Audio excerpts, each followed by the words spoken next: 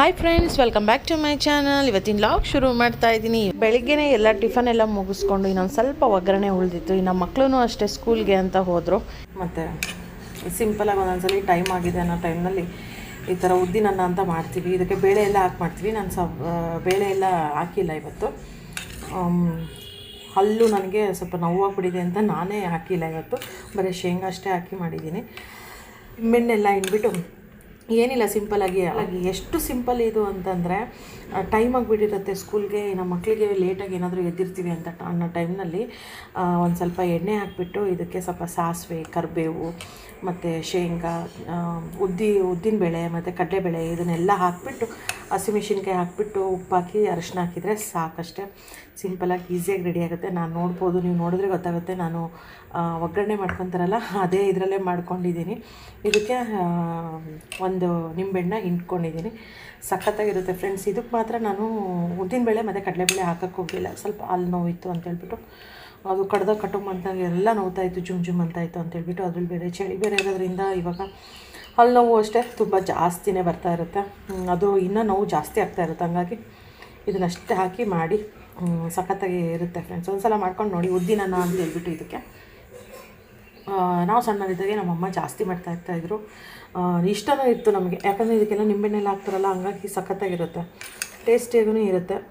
Time ಇರಲಿಲ್ಲ ಅಂತ ಟೈಮ್ನಲ್ಲಿ ಯಾವಾಗಾದರೂ ಈ ಥರ ಮಾಡ್ಕೊಂಡು ತಿಂದರೆ ಸಖತ್ತಾಗಿರುತ್ತೆ. ಅರಿಶಿನ ಹಾಕಲಿಲ್ಲಾದರೂ ಪರವಾಗಿಲ್ಲ, ನಡೆಯುತ್ತೆ. ಅರಿಶಿನ ಹಾಕಿದರೆ ಕಲರ್ಫುಲ್ಲಾಗಿರುತ್ತೆ, ಮಕ್ಕಳನ್ನೂ ಅಷ್ಟೇ ಇಷ್ಟಪಟ್ಟು ತಿಂತಾರೆ. ಇದು ನೋಡಿಬಿಟ್ಟು ನೀವು ತುಂಬ ಎಣ್ಣೆ ಅಂತ ಹೇಳಿ ಅಂದ್ಕೊಳಕ್ಕೆ ಅಂತ ಹೋಗಬೇಡಿ. ಇದಕ್ಕೆ ನಿಂಬೆಹಣ್ಣು ಹಿಂಡಿರ್ತೀವಲ್ವ, ಹಾಗಾಗಿಬಿಟ್ಟು ಒಂದು ಸ್ವಲ್ಪ ಎಣ್ಣೆ ಥರ ಅಂತ ಅನಿಸುತ್ತಷ್ಟೇ. ಬಟ್ ಒಂದ್ಸಲ ಮಾಡ್ಕೊಂಡು ನೋಡಿ, ಸಖತ್ತಾಗಿರುತ್ತೆ. ಈಗ ಒಂದು ಸ್ವಲ್ಪ ಟೀ ಮಾಡೋಣ ಅಂತ ಬಂದಿದ್ದೀನಿ. ನಮ್ಮ ಮನೆಯವರಿಗೆ ಆಲ್ರೆಡಿ ನಾನು ಕುಡಿದೆ ಟೀನ. ಇನ್ನು ನಮ್ಮ ಮನೆಯವರು ಅಲ್ಲಿ ಕೆನೆ ಅಂತ ಎಷ್ಟು ಕಟ್ಬಿಟ್ಟಿದೆ ನಮ್ಮದು. ವರ್ಕ್ ಫ್ರಮ್ ಹೋಮ್ ಆಗಿರೋದ್ರಿಂದ ಪದೇ ಟೀ ಕೇಳ್ತಾನೆ ಇರ್ತಾರೆ, ಮಾಡಿಕೊಡ್ತಾನೇ ಇರ್ತೀನಿ. ಅದಕ್ಕೆ ಒಂದು ಪಾತ್ರೆನೇ ಇವಾಗ ಸ್ಟಾರ್ಟ್ ಮಾಡ್ತಾ ಇದ್ದೀನಲ್ಲ, ಈ ಪಾತ್ರೆ ಇಟ್ಟರೆ ಇದೇ ಪಾತ್ರೆನೇ ಮಧ್ಯಾಹ್ನ 12 ಗಂಟೆವರೆಗೂ ಇದೇ ಪಾತ್ರೆನಲ್ಲಿನೇ ಟೀ ಕುಡಿಬೇಕಷ್ಟೇ ಅವರು. ಇಲ್ಲಾಂದರೆ ಎಷ್ಟು ಪಾತ್ರೆಗಳಾಗ್ತವೆ, ಯಾರು ಅಷ್ಟೊಂದೆಲ್ಲ ತೊಳ್ಕೊಂಡು ಕುತ್ಕೊತಾರೆ. ಹಾಗಾಗಿ ಹಿಂಗೆ ಅಮ್ಮ ಮನೆಗೂ ಹೋಗ್ಬೇಕಂತೆ ಅಮ್ಮ ಕರೀತಾಯಿದ್ರು ಹೋಗ ಅಂತ. ಮೊನ್ನೆ ವರಮಹಾಲಕ್ಷ್ಮಿಗೆ ಹೋಗಿ ಬಂದಿದ್ವಿ. ಆಮೇಲೆ ಅಮ್ಮನೂ ಅಷ್ಟೇ ಸ್ವಲ್ಪ ಊರಿಗೆ ಹೋಗಿದ್ರು. ಊರಲ್ಲಿ ನಮ್ಮ ಮಾಮ ಊರಿಗೆ ಕಂಪ್ಲಿ ಅಂತ, ಅಲ್ಲಿ ಪೂಜೆ ಇತ್ತು ಅಂತೇಳ್ಬಿಟ್ಟು ಹೋಗಿ ಬಂದಿದ್ದಾರೆ. ವೀರಬ್ರಹ್ಮೇಂದ್ರ ಸ್ವಾಮಿದು ಪೂಜೆನ ಅವ್ರು ಫಸ್ಟಿಂದ ಅಷ್ಟೇ ತುಂಬ ನಡ್ಕೊತಾರೆ ವೀರಬ್ರಹ್ಮೇಂದ್ರ ಸ್ವಾಮಿಗೆ. ಹಂಗಾಗ್ಬಿಟ್ಟು ಅವ್ರು ಪೂಜೆನ ಮಾಡಿದರು ಅಂತ ಅಮ್ಮವರೆಲ್ಲ ಹೋಗಿದ್ರು.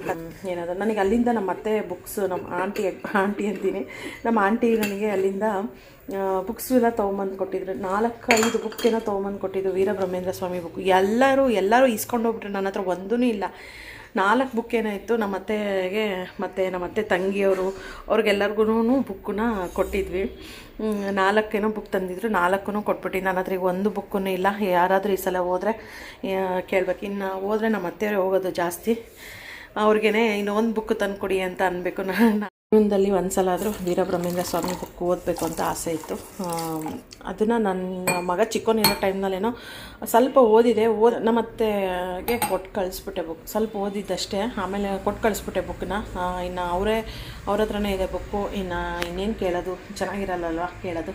ಹಾಗಾಗಿ ನಮ್ಮ ಅತ್ತೆ ನನ್ನ ಹತ್ರನೇ ಇವಾಗ ಬುಕ್ ಇಲ್ಲ, ತರಿಸ್ಕೋಬೇಕು ನಾನು ಒಂದು ಬುಕ್ಕು. ನಮ್ಮ ಅತ್ತೆಗೆ ಹೇಳಿದ್ರೆ ತಂದು ಕೊಡ್ತಾರೆ. ಇಲ್ಲಾಂದರೆ ಯಾರಾದರೂ ಹೋಗೋರಂಗಿದ್ರೆ, ಸದ್ಯಕ್ಕೆ ಯಾರು ಹೋಗೋವಂಥವ್ರು ಯಾರಿಲ್ಲ, ಜಾಸ್ತಿ ಅವರೇ ಹೋಗೋದು. ಹಾಗಾಗಿ ಅವ್ರಿಗೆ ಹೇಳ್ಬಿಟ್ಟು ಇನ್ನೊಂದು ಬುಕ್ನ ತರಿಸ್ಕೋಬೇಕು. ಕನ್ನಡದಲ್ಲಿ, ತೆಲುಗುನೂ ಸಿಗುತ್ತೆ, ಕನ್ನಡನೂ ಸಿಗುತ್ತೆ.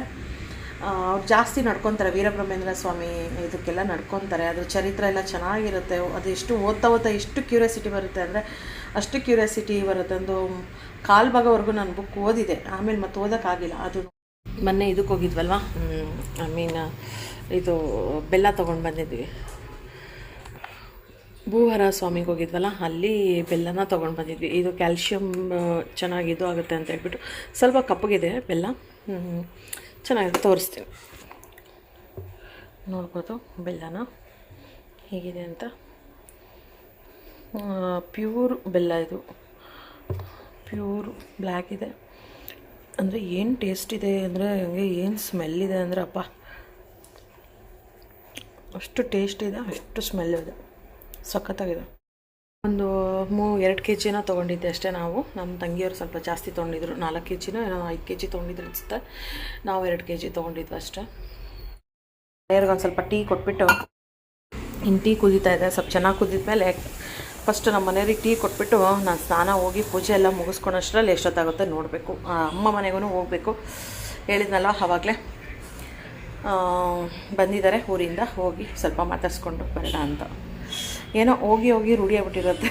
ಅಮ್ಮ ಮನೆಗೆ ಹತ್ರನೇ ಇರೋದ್ರಿಂದ ನೆನೆಸ್ಕೊಂಡಂಗೆಲ್ಲ ಹೋಗ್ತಾನೆ ಇರ್ತೀವಿ. ಕೆಲಸ ಎಲ್ಲ ಮುಗಿಸ್ಕೊಂಡು ಸೀದಾ ಹೋಗಿದ್ದೆ ಅಮ್ಮ ಮನೆಗೆ ಹೋದಾಗ ಇನ್ನೂ ಅವಾಗ ತಾನೇ ಬಂದಿದ್ದರು. ಹಾಗಾಗಿಬಿಟ್ಟು ಇನ್ನು ಸ್ವಲ್ಪ ಸ್ನ್ಯಾಕ್ಸ್ ಬೇರೆ ತಂದಿದ್ರು ಅಂತ ಸ್ನ್ಯಾಕ್ಸ್ನ ಕೊಟ್ಟಿದ್ರು. ನಾನು ಅದನ್ನೇ ಹೇಳ್ತಾ ಇದ್ದೆ, ಪ್ಲೇಟೇ ಕೊಟ್ಟಿಲ್ಲ, ಬರೀ ಸ್ನ್ಯಾಕ್ಸ್ ಇಟ್ಟಿದ್ದೀರಲ್ಲ ಅಂತ ತಮಾಷೆ ಮಾಡ್ತಾಯಿದ್ದೆ. ಊರಿಂದ ಬರುವಾಗ ಬಳ್ಳಾರಿಗೆ ಹೋಗಿ ಬಂದಿದ್ದಾರೆ. ಹಾಗಾಗಿ ಬಳ್ಳಾರಿಗೆ ಹೋದಾಗೆಲ್ಲ ನಾನು ತೋರಿಸ್ತಾನೆ ಇರ್ತೀನಿ. ಜಾಸ್ತಿ ಕರಿಬೇವನ್ನ ತೊಗೊಂಡು ಬರ್ತಾರೆ. ಅಲ್ಲಿ ಗಿಡದಲ್ಲಿ ಎಷ್ಟೊಂದು ಬೆಳೆದಿರುತ್ತೆ ನಮ್ಮ ದೊಡ್ಡಮ್ಮವ್ರ ಮನೆಯಲ್ಲಿ. ಹಾಗಾಗಿ ಯಾವಾಗಾದರೂ ಹೋದಾಗೆಲ್ಲ ನಮ್ಮ ದೊಡ್ಡಮ್ಮ ಜಾಸ್ತಿ ಕೊಟ್ಟು ಕಳಿಸ್ತಾ ಇರ್ತಾರೆ. ಇನ್ನು ಅಮ್ಮನೂ ಅಷ್ಟೇ, ಇನ್ನು ಕರಿಬೇವು ಎಲ್ಲವನ್ನೂ ಕೊಡ್ತಾಯಿದ್ರು. ಆಮೇಲೆ ಅಲ್ಲಿಂದ ತಂದಿರೋ ಅಂಥ ಐಟಮ್ಸು ಏನಾದರೂ ನಾವು ಹೇಳಿರ್ತೀವಲ್ವ ಇದು ತೊಗೊಂಡು ಬರೋಕ್ಕೆ, ಇಲ್ಲಾಂದರೆ ಹೇಳಿಲ್ಲ ಅಂದ್ರೂ ಅಷ್ಟೇ ನಮ್ಮ ಮಮ್ಮಿ ಫೋನ್ ಮಾಡಿಕೊಂಡು ಕೇಳಿಕೊಂಡು ತೊಗೊಂಡು ಬರ್ತಾರೆ. ಅಂದರೆ ಯಾವುದಿದೆ ಯಾವುದಿಲ್ಲ ಅಂತ ಆಲ್ಮೋಸ್ಟ್ ಎಲ್ಲ ಗೊತ್ತಿರುತ್ತೆ ನಮ್ಮ ಮನೆಯಲ್ಲಿ ನಮ್ಮ ಮಮ್ಮಿಗೆ. ಹಂಗಾಗಿ ತೊಗೊಂಡು ಬಂದಿರ್ತಾರೆ, ಕೊಡ್ತಾರೆ. ಹಾಗೆ ಮತ್ತು ಲೈನಿಂಗ್ ಎಲ್ಲ ತೊಗೊಂಡು ಬರಬೇಕಾಗಿತ್ತು. ಮತ್ತು ನಾನು ಅಷ್ಟೇ ಒಂದು ದೊಡ್ಡ ಸೀಸರ್ ಎಲ್ಲ ತೊಗೋಬೇಕಾಗಿತ್ತು. ಮತ್ತು ಟೇಪು, ಮಾರ್ಕರು, ಲೈನಿಂಗು ಅವೆಲ್ಲವೂ ಫಾಲ್ಸ್ ಅವೆಲ್ಲ ತೊಗೋಬೇಕಾಗಿತ್ತು. ಹಾಗಾಗಿಬಿಟ್ಟು ಇನ್ನು ಅಮ್ಮಂಗೆ ಕರ್ಕೊಂಡು ಅಲ್ಲಿಂದ ಸೀದಾ ಹೋಗಿ ಲೈನಿಂಗ್ ಅಂಗಡಿಗೆ ಹೋಗಿ ಎಲ್ಲ ತೊಗೊಂಡ್ಬಿಟ್ಟು ಸೀದಾ ನಮ್ಮ ಮನೆಗೆ ಅಂತ ಬಂದ್ವಿ. ನೋಡ್ಬೋದು ನಮ್ಮ ಲಕ್ಕಿ ಹೆಂಗೆ ಕೂತ್ಕೊಂಡಿದ್ದಾಳೆ ಅಂತ. ಹುಷಾರಿಲ್ಲ ಆದ್ರೂ ಏನೋ ಚಿಗುರ್ಕೊಂಡು ಏನೋ ಮಾಡ್ತಾಯಿದ್ದೆ ಕೆಲಸ.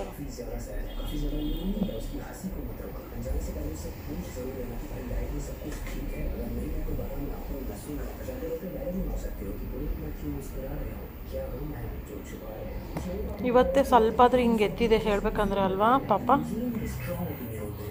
ಅದನ್ನೆಲ್ಲ ತೆಗೀರಿ, ಅದನ್ನ ಕಸನೆಲ್ಲ.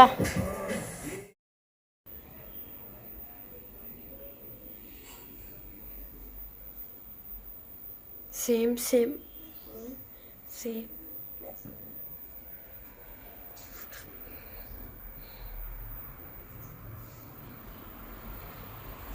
ನೆಕ್ಸ್ಟ್ ಡೇ ಲಾಗನ್ನು ಅಷ್ಟೇ ಕಂಟಿನ್ಯೂ ಮಾಡಿದ್ದೀನಿ. ನೋಡ್ಬೋದು ಇನ್ನು ಸ್ವಲ್ಪ ಚಪಾತಿ, ತುಂಬ ದಿನ ಆಗಿತ್ತು ಚಪಾತಿನೇ ಮಾಡಿರಲಿಲ್ಲ. ಚಪಾತಿ ಮತ್ತು ಬೆಂಡೆಕಾಯಿ ಪಲ್ಯ, ಅನ್ನ, ಸಾರು ಎಲ್ಲ ಮಾಡಿದ್ದೆ. ಇವಾಗ ಹೆಂಗಾಗ್ಬಿಟ್ಟಿದೆ ಅಂತಂದರೆ ಚಪಾತಿ ತಿನ್ನಬಾರ್ದು ಅಂತ ಹೇಳ್ತಾರೆ. ಹಾಗಾಗಿಬಿಟ್ಟು ನಮ್ಮ ಮನೆಯವರು ಚಪಾತಿ ಮಾಡೋಕ್ಕೆ ಬಿಡ್ತಾಯಿಲ್ಲ. ಮಕ್ಕಳಿಗೂ ನನಗೂ ಎಲ್ಲರಿಗೂ ಚಪಾತಿ ಅಂದರೆ ಇಷ್ಟ. ಹಾಗಾಗಿ ಇವತ್ತು ನಾನು ಚಪಾತಿನ ಮಾಡಿದ್ದೀನಿ. ಸಾರು ಸಖತ್ತಾಗಿದೆ ಅಂತೇಳಿ ನಮ್ಮ ಮನೆಯವರು ಚಪಾತಿಗೆ ಸಾರೆಲ್ಲ ಹಾಕೊಂಡು ತಿನ್ನಕತ್ತೋಡಿ ಎರಡೆರಡು ಪ್ಲೇಟ್ ಹಾಕೊಂಡು ತಿಂತಾಯಿದ್ದಾರೆ. ನುಗ್ಗೆಕಾಯಿ ಸಾಂಬಾರು ಭಾಳ ಚೆನ್ನಾಗಿದೆ, ನಿಜವಾಗ್ಲೂ ತುಂಬ ಚೆನ್ನಾಗಿದೆ. ಬೆಂಡೆಕಾಯಿ ಪಲ್ಯ ಒಂದು ಸ್ವಲ್ಪ ಸ್ಪೈಸಿ ಆಗಿದೆ. ಮತ್ತು ಫುಲ್ ಸ್ಪೈಸಿ ಆಗಿದೆ ಅಲ್ಲ. ಖಾರದ ಪುಡಿ, ಅದು ಹೊಸ ಖಾರದ ಪುಡಿ, ಅದು ಖಾರದ ಪುಡಿದೆ ಒಂದು ಸ್ಟೋರಿ ಇದೆ ನಮ್ಮ ಮನೇಲಿ. ಇವತ್ತು ನುಗ್ಗೆಕಾಯಿ ಸಾಂಬಾರು, ಚಪಾತಿ, ಬೆಂಡೆಕಾಯಿ ಪಲ್ಯ ಮಾಡಿದ್ದಾರೆ. ಅದು ಎಷ್ಟು ಟೇಸ್ಟ್ ಇದೆ ಅಂತಂದರೆ ನುಗ್ಗೆಕಾಯಿ ಸಾಂಬಾರು, ನಾನು ಊಟ ಎಲ್ಲ ಆದಮೇಲೆ ಒಂದು ಗ್ಲಾಸ್ ಸಾಂಬಾರು ಹಾಕ್ಕೊಂಡು ಲೋಟದಲ್ಲಿ ಕುಡಿಯೋಣ ಅಂದ್ಕೊಂಡಿದ್ದೀನಿ. ಇವಾಗ ತಟ್ಟೆಲ್ಲಿ ಹಾಕ್ಕೊಂಡು ಕುಡಿತಾ ಇದ್ದೀನಿ. ಆಮೇಲೆ ಲೋಟದಲ್ಲಿ ಅನ್ಕೊಂಡಿದ್ದೀನಿ. ಅಷ್ಟೇ ಚೆನ್ನಾಗಿದೆ. ನಿಜವಾಗ್ಲೂ ಗೆಳೆಯರೆ, ನೀವು ಯಾವತ್ತಾದರೂ ನುಗ್ಗೆಕಾಯಿ ಸಾಂಬಾರು ಮಾಡಿದ್ರೆ ಅದ್ರ ಜೊತೆಗೆ ಚಪಾತಿ ತಿಂದು ನೋಡಿ, ನಿಮ್ಗೆ ಎಷ್ಟು ಖುಷಿ ಆಗುತ್ತೆ ಅಂದರೆ ಅಷ್ಟು ಟೇಸ್ಟ್ ಇರುತ್ತೆ. ಅದೆರಡು ಭಾಳ ಒಳ್ಳೆ ಕಾಂಬಿನೇಷನ್, ಚಪಾತಿ ಮತ್ತು ನುಗ್ಗೆಕಾಯಿ ಸಾಂಬಾರು. ನಿಜವಾಗ್ಲೂ ನನಗೂ ಇಷ್ಟ ನುಗ್ಗೆಕಾಯಿ ಸಾಂಬಾರು, ಚಪಾತಿ ಮತ್ತು ಬೆಂಡೆಕಾಯಿ ಸಾಂಬಾರು. ಚಪಾತಿನೂ ಚೆನ್ನಾಗಿರುತ್ತೆ, ಬೆಂಡೆಕಾಯಿ ಸಾಂಬಾರು ಹಾಕಿದ್ರೆ ಚೆನ್ನಾಗಿರುತ್ತೆ. ಇಲ್ಲಿ ಊಟ ಮಾಡ್ಕೊಂಡು ಕುತ್ಕೊಂಡಿದ್ರೆ ನಮ್ಮ ಲಕ್ಕಿ ಇಲ್ಲಿ ಬಂದು ಕುತ್ಕೊಂಡಿದ್ದೆ. ಪಾಪ ನೀರೆಲ್ಲ ಕುಡಿದು, ಹುಷಾರಿಲ್ಲಲ್ಲ ಪಾಪ, ನೀರು ಹೊಟ್ಟೆ ತುಂಬ ನೀರು ಕುಡಿದ್ಬಿಟ್ಟೆ. ಊಟನೇ ಮಾಡ್ತಿಲ್ಲ, ಬರೀ ನೀರು ಕುಡಿತಾ ಇದ್ದಾಳೆ ಪಾಪ. ಸ್ವಲ್ಪ ಚಿಗುರಿದ್ದಾಳೆ, ಇಷ್ಟಾದರೂ ಇದ್ದಾಳೆ ಇವಾಗ. ಅಲ್ಲ ಇಷ್ಟಾದರೂ ಐತಿ. ಮೊನ್ನೆಲ್ಲ ಹೆಂಗಾಗ್ಬಿಟ್ಟಿತ್ತು, ನಿನ್ನೆ ಮನೆಯೆಲ್ಲ ಪಾಪ. ಇವತ್ತೇ ಸ್ವಲ್ಪ ಚುರುಕಾಗಿರೋದು ಅಲ್ಲ ಲಕ್ಕಿ. ಆಯ್ತು, ಪಚ್ಚು ಪೂರಿ ಪಲ್ಯ, ಇನ್ನೇನೊಂದು ಸಾರಿತ್ತು. ಆ ಸಾರಿಗೆ ಇನ್ನು ಸ್ಟಾಪ್ ಮಾಡಿದೆ. ಸ್ವಲ್ಪ ಇತ್ತು ಸಾರು, ಹಂಗಾಗಿ ಇನ್ನು ಸ್ವಲ್ಪ ಪೂರಿ ಮತ್ತು ಚೆನ್ನ ಮಸಾಲ ಒಂದು ಸ್ವಲ್ಪ ಮಾಡ್ತಾಯಿದ್ದೀನಿ. ತುಂಬ ದಿನ ಆಯಿತು ಚೆನ್ನ ಮಸಾಲನೂ ಮಾಡಿಲ್ಲ. ಯಾವಾಗಲೂ ಮಾಮೂಲಿ ಪಲ್ಯ ಅದು ಇದು ಅಂತ ಮಾಡ್ತಾನೆ ಇರ್ತೀವಿ.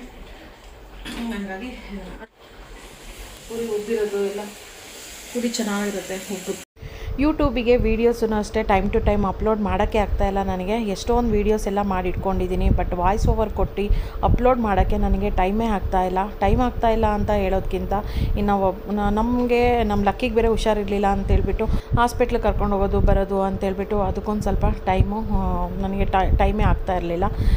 ಹಾಗಾಗಿಬಿಟ್ಟು ಸ್ವಲ್ಪ ಅಪ್ಲೋಡ್ನ ಲೇಟಾಗಿ ಮಾಡ್ತಾಯಿದ್ದೀನಿ ಯೂಟ್ಯೂಬಿಗೆ. ಇನ್ನು ಅದರಲ್ಲಿ ವಾಯ್ಸ್ ಓವರ್ ಎಲ್ಲ ಕೊಟ್ಬಿಟ್ಟು ಅಪ್ಲೋಡ್ ಮಾಡೋಕ್ಕೆ ಒಂದು ಸ್ವಲ್ಪ ಟೈಮು ಬೇರೆ ತೊಗೊಳುತ್ತೆ. ಸ್ವಲ್ಪ ವೀಡಿಯೋಸಿಗೆ ನಮಗೆ ಮೇನ್ ರೋಡ್ ಆಗಿರೋದ್ರಿಂದ ನಾನು ಏನಾದರೂ ವಾಯ್ಸ್ ಓವರ್ ಕೊಡಬೇಕು ಅಂದರೆ ಮಧ್ಯಾಹ್ನ ಅಂಥ ಟೈಮ್ನಲ್ಲೇ ವಾಯ್ಸ್ ಓವರ್ ಕೊಡಬೇಕಾಗುತ್ತೆ. ಇಲ್ಲ ಅಂತಂದರೆ ಅಕ್ಕಪಕ್ಕ ಸೌಂಡು ಮತ್ತು ರೋಡ್ ನಮಗೆ ಮೇನ್ ರೋಡ್ ಹತ್ರ ಆಗಿರೋದ್ರಿಂದ ತುಂಬ ಸೌಂಡ್ ಬರುತ್ತೆ, ನಾವು ಮಾತಾಡೋದು ಕೇಳಿಸೋದು ಇಲ್ಲ, ಡಿಸ್ಟರ್ಬೆನ್ಸ್ ಆಗುತ್ತೆ ಅಂತೇಳ್ಬಿಟ್ಟು ಆದಷ್ಟು ನಾನು ಮಧ್ಯಾಹ್ನ 3 ಗಂಟೆಗೆ ಹಂಗೆ ವಾಯ್ಸ್ ಓವರ್ ಕೊಡ್ತೀನಿ. ಆ ಟೈಮ್ನಲ್ಲಿ ಬೇರೆ ಏನಾದರೂ ಒಂದು ಕೆಲಸ ಬಂದುಬಿಟ್ರೆ ಅದನ್ನು ನನಗೆ ಮಿಸ್ ಆಗಿಬಿಡುತ್ತೆ. ಹೀಗೇ ಆಗ್ತಾಯಿದೆ ನನಗೆ.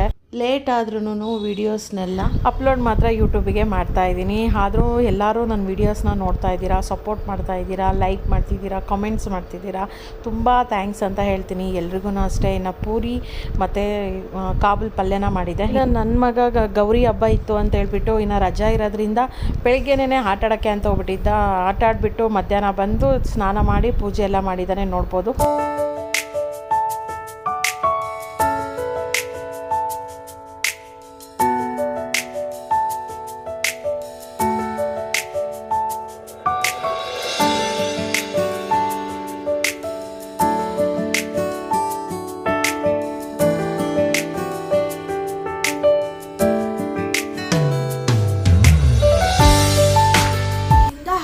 ಬಂದು ಈಗ ಸ್ನಾನ ಮಾಡಿ ದೇವರಿಗೆ ಪೂಜೆ ಮಾಡಿ ಬಂದಿದ್ದೀನಿ. See my getup.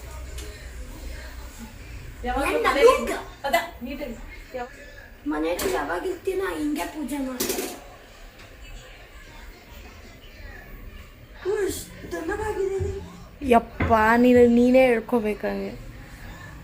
ಹೌದು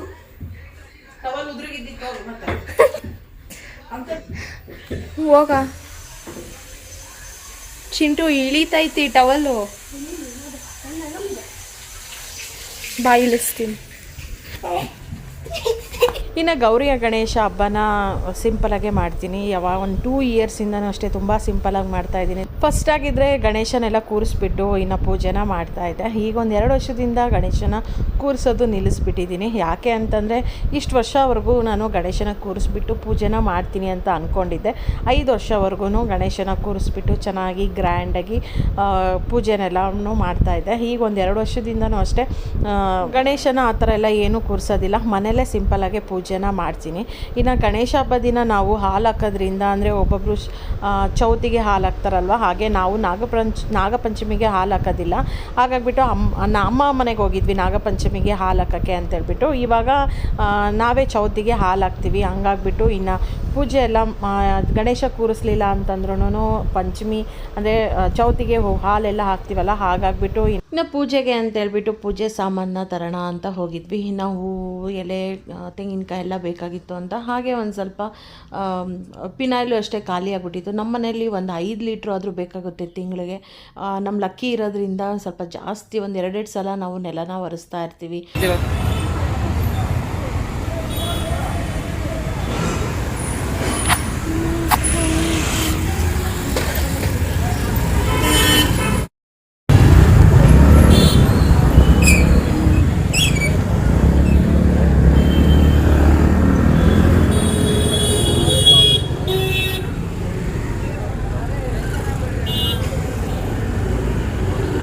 ಹಬ್ಬಗಳು ಅಂತ ಬಂದಾಗೆ ಎಷ್ಟು ಖುಷಿಯಾಗುತ್ತೆ ಅಂತಂದರೆ ಹೊರಗಡೆ ಹೋಗೋಕ್ಕೆ, ಅಂದರೆ ಟ್ರಾಫಿಕ್ ಇರುತ್ತೆ ಅನ್ನೋದೊಂದು ಬೇಜಾರು ಬಿಟ್ಟರೆ ಇನ್ನು ಸುತ್ತಮುತ್ತ ನೋಡೋಕ್ಕೆ ಮಾತ್ರ ನಿಜವಾಗ್ಲೂ ಎಷ್ಟು ಚೆನ್ನಾಗಿರುತ್ತೆ. ಅಂದರೆ ಒಂದು ಕಡೆ ನೋಡಿದ್ರೆ ಹೂವೆಲ್ಲ ಮಾರ್ತಾ ಇರ್ತಾರೆ, ಇನ್ನೊಂದು ಕಡೆ ನೋಡಿದ್ರೆ ಹಣ್ಣುಗಳು ತರಕಾರಿಗಳಾಗಿರಲಿ, ಹಾಗೆ ಗಣೇಶನ ಎಲ್ಲ ಕಡೆಯೂ ಅಷ್ಟೇ ಗಣೇಶ ಮತ್ತು ಗೌರಿಗಳು ಎಲ್ಲರನ್ನೂ ಕೂರಿಸಿದ್ರು. ಅದನ್ನೆಲ್ಲ ನೋಡೋಕ್ಕೇನೋ ಒಂಥರ ಚೆನ್ನಾಗಿರುತ್ತೆ.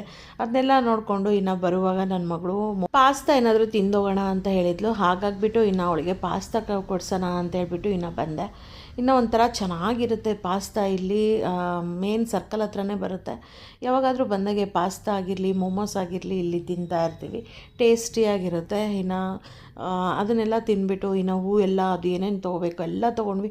ಫುಲ್ಲು ಗಾಡಿ ಫುಲ್ ಆಗಿಬಿಟ್ಟಿತ್ತು. ಇನ್ನು ಎಷ್ಟೇ ನಾವು ಪೂಜೆ ಗಣೇಶನ ಕೂರಿಸಲ್ಲ ಅಂತ ಅಂದ್ಕೊಂಡ್ರು ಪೂಜೆ ಸಾಮಾನಾಗಿರಲಿ ಹಣ್ಣಾಗಿರಲಿ ಹಂಪ್ಲು ಎಲ್ಲವನ್ನೂ ತರಲೇಬೇಕಲ್ವ.